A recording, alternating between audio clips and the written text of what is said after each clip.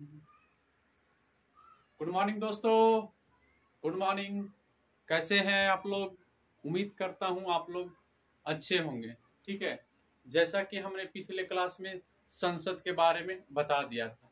क्या बताया था? पिछले क्लास में हमने संसद के बारे में अच्छी तरह से बता दिया था। ठीक है, संसद के बारे में अच्छी तरह से हमने कंप्लीट रूप से बता दिया। ठीक है, आइए उसके बारे में हम जानते हैं। ठीक है, संसद के बारे में, फिर उसके मतलब आते हैं हम आज का टॉपिक है, मेन टॉपिक है लोकसभा और राज्यसभा, जिसके बारे में हम विस्तार के तौर पर से समझते हैं और जानकारी अध्ययन करते हैं। ठीक है, देखिए जैसा कि संसद मतलब अनुच्छेद 79 में वर्णन है। ठीक है, लेकिन संसद के अंतर्गत ही यानी संसद के अंतर्गत ही क्या आती है? राज्यसभा और लोकसभा आती है। क्या आती है? देखिए यहाँ डायग्राम से बताए क्या आती है? राज्यसभा और लोकसभा एक संसद के अंतर्गत आती है। क्या आती है? संसद के अंतर्गत कौन आती है? राज्यसभा, लोकसभा आती है। ठीक है, राज्यसभा का वर्णन अनुच्छेद 80 में किया गया है, लोकसभा का वर्णन अनुच्छेद 81 में किया गया है। यानी राज्यसभा का वर्णन कब किया गया? अनुच्छेद 80 में किया गया और लोकसभा का वर्णन अनुच्छेद 81 में किया गया है। ठीक है, आइए इसके बारे में दोनों के दूसरों को अच्छी तरह से समझते हैं। इनकी कार्यकाल क्या होते हैं? अस्थायी होते हैं। यानी राज्यसभा का जो कार्यकाल होता है अस्थायी होते। क्या होती है? अस्थायी होती। क्या होती है? और इनकी कार्यकाल अस्थायी होता है। इसको समझते हैं। यानी कहने का मतलब अस्थायी इसलिए होती है कि ये राज्यसभा भंग नहीं होती है। क्या होती है? भंग नहीं होती है। और ये कार्यकाल अस्थायी इसलिए होती है कि इसे भंग किया जा सकता है। कब भंग किया जा सकता है? 5 साल के समय अवधि पूर्ण के बाद लोकसभा क्या होती है? भंग हो जाती है, विघटित हो जाती है। और राज्यसभा विघटित नहीं होती है। क्यों नहीं होती? कि अस्थायी होती है। और विघटित नहीं होने के कारण मतलब क्या होती है? इसमें 2/3 यानी 1/3 यानी 1/3 1/3 प्रत्येक 2 साल पर क्या होती है? रिटायर हो जाती है। जिसके कारण से मतलब ये विघटित नहीं होती है और इस कारण से क्या है? ये मतलब अस्थायी रूप से रहती है। ठीक है, और इसकी सदस्य की योग्यता कितना होती? लोकसभा का जो सदस्य होते हैं उसकी योग्यता कितना होती? योग्यता कितने होते? 6 साल तक। मतलब 6 साल तक एक सदस्य कितने साल तक रह सकती है? लोकसभा में 6 साल तक रह सकती है। ठीक है, 6 साल तक रह सकती है। और इधर देखिए, और लोकसभा का जो कार्यकाल होता है कितने? 5 साल का होता है। और 5 साल के बाद क्या होते हैं? ये विघटित हो जाती है। लेकिन इसकी सदस्य की, राज्यसभा का सदस्य की कार्यकाल कितनी होती? 6 साल होती है। 6 साल होती है। प्रत्येक 2 साल पर 1/3 1/3 मतलब क्या हो जाती है? रिटायर हो जाती है। ठीक है, ये और यहाँ देखिए लोकसभा को निम्न सदन कहते हैं। क्या कहते हैं? लोकसभा को निम्न सदन कहते हैं। देखिए लोकसभा को क्या कहते हैं? निम्न सदन कहते हैं, यानी निम्न सदन कहते हैं। और राज्यसभा को क्या कहते हैं? उच्च सदन कहते हैं। क्या कहते हैं? उच्च सदन कहते हैं। यानी राज्यसभा को क्या कहते हैं? उच्च सदन कहते हैं, यानी उच्च सदन कहते हैं। राज्यसभा को क्या कहते हैं? उच्च सदन कहते हैं। ठीक है, और यहाँ देखिए लोकसभा को प्रथम सदन माना गया। क्या लोकसभा को प्रथम सदन कहते हैं। यानी लोकसभा को क्या कहते हैं? प्रथम सदन कहते हैं। क्या कहते हैं? लोकसभा को प्रथम सदन कहते हैं। और इसको द्वि सदन कहते हैं, यानी द्वि सदन कहते हैं। क्या कहते हैं? राज्यसभा को क्या कहते हैं? द्वि सदन कहते हैं। ठीक है, और इसकी योग आयु कितना होना चाहिए? कम से कम 25 वर्ष होना चाहिए। यानी राज्यसभा में मतलब जाने के लिए कम से कम कितना होना चाहिए? 25 वर्ष उम्र होनी चाहिए। ठीक है, ये 25 वर्ष होनी चाहिए। ठीक है, ये बात कही। और इसकी मतलब कम से कम आयु कितने होने चाहिए? 6 सदन हो गए। कितने? 30 वर्ष होने चाहिए। कितने? 30 वर्ष होने चाहिए। कितने? कम से कम 30 साल उम्र होनी चाहिए। कितना होनी चाहिए? कम से कम 30 साल मतलब उम्र होनी चाहिए। ठीक है, कितने साल? 30 साल कम से कम उम्र होनी चाहिए लोकसभा में, राज्यसभा में जाने के लिए। इसको शिक्षा का सदन कहते हैं। क्या कहते हैं? शिक्षा का सदन कहते हैं। इसको जनता का सदन कहते हैं। इसको समझते हो, शिक्षा का सदन और जनता का सदन क्यों कहते हैं? कहते इसमें जो होता है कि जनता प्रत्यक्ष रूप से जाती, क्या होती है? प्रत्यक्ष रूप से जाती, यानी जनता प्रत्यक्ष रूप से चुनकर भेजती है, जिसके कारण ये जनता का सदन कहते हैं। और इसमें मतलब शिक्षा का सदन कहते हैं। शिक्षा का सदन इसलिए कहते हैं कि इसमें जनता मतलब प्रत्यक्ष रूप से नहीं भेजती, यानी जो अच्छे अच्छे काम करते हैं, यानी अच्छे अच्छे काम शिक्षा ग्रहण करते हैं, उस क्षेत्र में मतलब ये राज्यसभा मतलब जाते हैं, यानी जनता के द्वारा चुना गया प्रतिनिधि भी इसको चुनते हैं, यानी राज्यसभा को। ठीक है, ये बात की। और ये क्या होती है? अप्रत्यक्ष सदन होती है, और ये प्रत्यक्ष सदन होती है। अप्रत्यक्ष सदन इसलिए कहते हैं कि इसमें जनता चुनकर नहीं भेजती, यानी जनता डायरेक्ट चुनकर नहीं भेजती। और इसमें प्रत्यक्ष इसलिए कहते हैं लोकसभा को कि मतलब इसमें जनता प्रत्यक्ष रूप से चुनकर भेजते हैं, यानी हम वोटिंग के माध्यम से इसको हम भेजते हैं। ठीक है, ये बताई गई है। ठीक है, और देखिए इसको यहाँ समझते हैं।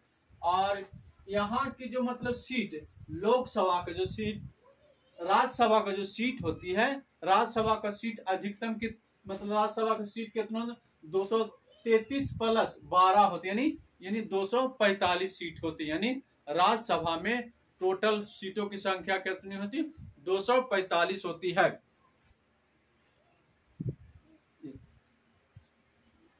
राज्यसभा की सीटों की संख्या कितनी होती? 245 होती है। ठीक है, जिसमें से 233 प्लस 12 लिखी। इसको अच्छी तरह से समझते हैं, इसको अच्छी तरह से समझते हैं। यानी 233 प्लस 12, जो 12 होती, जो राष्ट्रपति मनोनीत करते, क्या कहते हैं? राष्ट्रपति चुनकर भेजते हैं, यानी राष्ट्रपति चुनकर भेजते हैं। किस क्षेत्र में? विज्ञान और कला के सहित के क्षेत्र में जो अच्छे अच्छे काम करते हैं, अच्छे अच्छे क्षेत्र करते हैं, जो उनको हम चुनकर राष्ट्रपति भेजते हैं। और अधिकतम कितना सीट होते हैं? 250 सीट होती है। अधिकतम कितनी सीट होती है? 250 सीट होती है। इसको समझते हैं। इसमें क्या होता है कि अधिकतम से इसमें 545 सीट होती है। कितना? 545 सीट होती है। कितने? 545 सीट होते, जिसमें से मतलब 2 एंग्लो इंडियन होते, 2 एंग्लो इंडियन होते, जो कौन मनोनीत करता है? राष्ट्रपति मनोनीत करता है। ये कौन होता है? 2 एंग्लो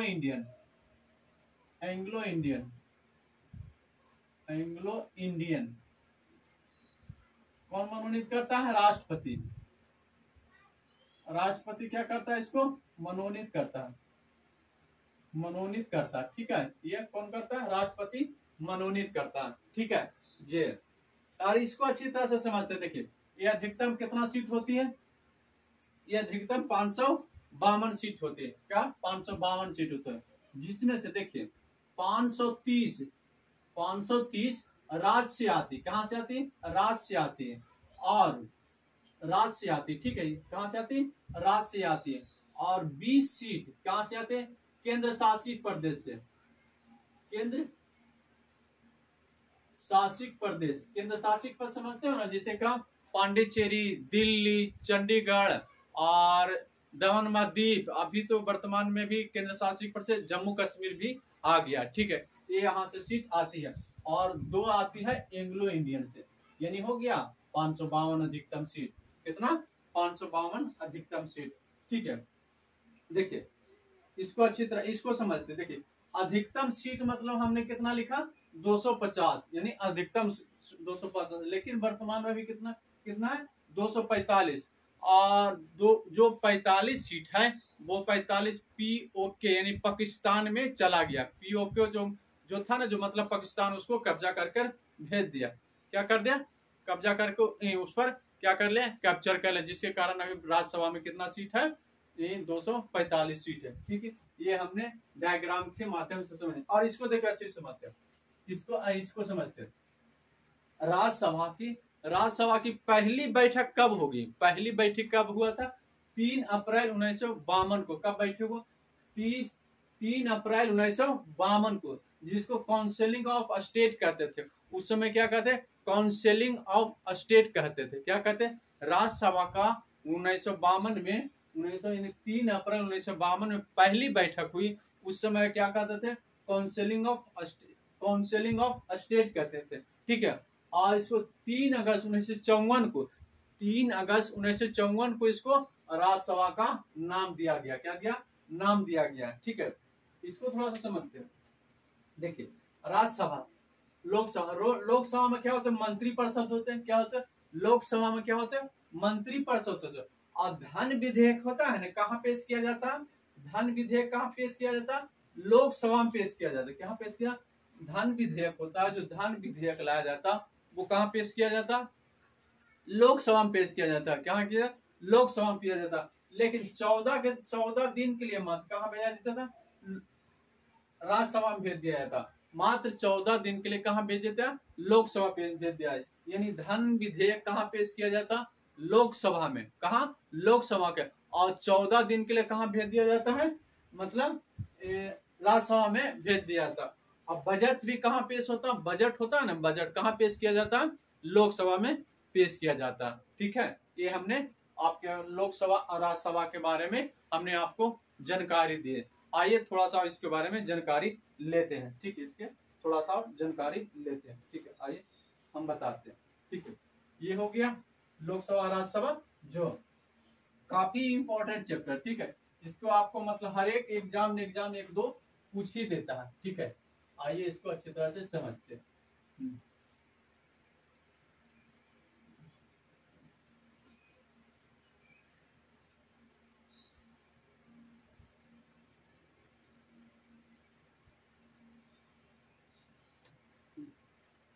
देखिए, अब राज्यसभा के पावर थोड़ा सा जानते हैं, क्या क्या शक्ति, क्या क्या पावर है, जिसके बारे में हम जानते हैं, ठीक है। कि राज्यसभा में क्या क्या पावर होती है, क्या क्या पावर होती है, देखिए हम बताते हैं। राज्यसभा का जो पावर होता है, जिसके बारे में आपको बताते हैं। आपको आश्चर्य होगा कि मतलब राज्यसभा का भी इतना इतना पावर है। लोकसभा का तो पावर आप लोग तो अच्छी तरह से जानते होंगे, लेकिन राज्यसभा के पावर हम बताते हैं आपको। देखिए, बहुत कम लोग जानते हैं कि यानी राज्यसभा के पावर यानी क्या क्या शक्ति है, ये जानते हैं, ठीक है। जो उपराष्ट्रपति होते हैं ना, उपराष्ट्रपति महाभियोग कहाँ से प्रारंभ किया जाता है? राज्यसभा से प्रारंभ किया जाता है। कहाँ से किया जाता है? उपराष्ट्रपति, उपराष्ट्रपति महाभियोग प्रारंभ कहाँ से किया जाता है? मैंने राज्यसभा से प्रारंभ किया जाता है। यानी उपराष्ट्रपति पर अगर महाभियोग की प्रतिक्रिया लाया जाए तो कहाँ से आरंभ होगा? राज्यसभा से आरंभ होगा। कहाँ से होगा? राज्यसभा से आरंभ होगा, ठीक है। कहाँ होगा? राज्यसभा से आरंभ होगा, ठीक है। और दूसरा शक्ति देखिए, दूसरा शक्ति लोकसभा, यानी लोकसभा क्या हो जाए? भंग हो गया। क्या हो जाए? लोकसभा क्या हो गया? भंग हो गया। तो आपातकाल की स्थिति में, यानी आपातकालीय स्थिति में मतलब कौन, मतलब कहाँ से पारित कराना पड़ेगा? जो होता है ना, मतलब पारित करने की व्यवस्था, यानी आपातकाल स्थिति में मतलब कहाँ से पारित होगा? यानी राज्यसभा से होगा। यानी लोकसभा क्या हो गया? लोकसभा क्या हो गया? भंग हो गया, यानी भंग हो गया, ठीक है। तो आपातकाल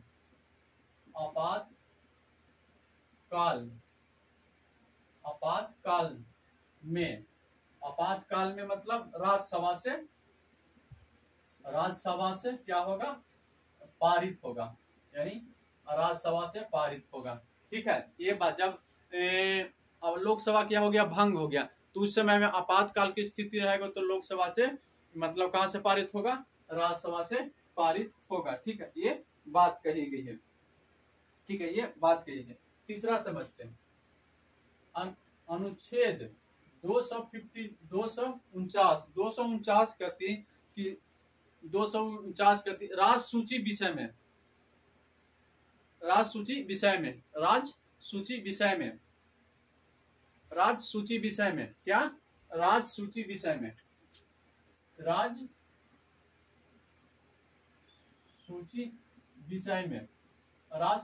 में कानून कौन बनाएगा? कानून? एक मिनट,